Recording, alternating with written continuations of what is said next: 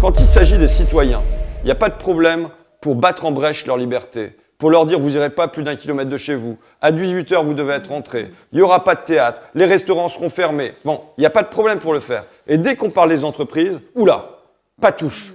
La licence d'office, on ne va pas y toucher. La réquisition, ça serait, j'ai entendu, une atteinte trop forte aux libertés. Au droit de propriété.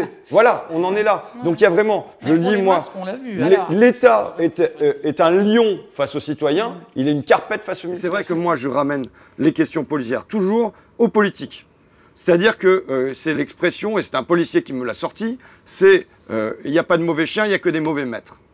C'est la matraque, mais quel est le bras qui tient la matraque? Qu'est-ce que le bras décide de faire de la matraque? Et aujourd'hui le problème, c'est que le politique a lâché la bride aux chiens, pour ainsi dire. Si je prends ne serait-ce que la lecture sur les Gilets jaunes, ce qui a empêché le mouvement de vraiment basculer et de renverser, entre guillemets, le système, c'est la police.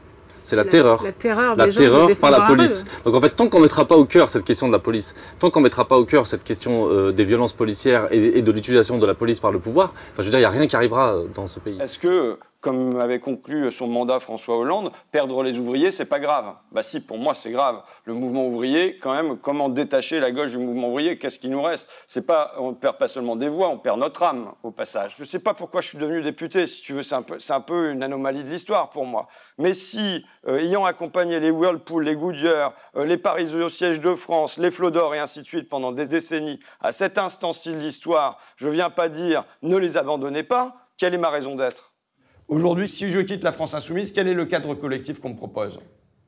Enfin, si je coupe le groupe parlementaire, on me dit, ne serait-ce que pour l'Assemblée, on me dit va t'isoler. Il y en a d'autres. En même temps, vous dites ça, mais vous savez bien que le cadre peut être bâti très rapidement. Prenez l'exemple de notre ami Emmanuel Macron. Oui, mais attends, le cadre, il peut être battu. Il a été bâti en moins d'1 an. Oui, bah, d'accord, mais quand tu as derrière toi Niel, Drahi, Bolloré, Arnaud et tout ça, ça aide peut-être à bâtir un petit peu plus vite que quand tu as Fakir, la puissance de Fakir, situé 4 rues de Blanquetac à Amiens, tu vois.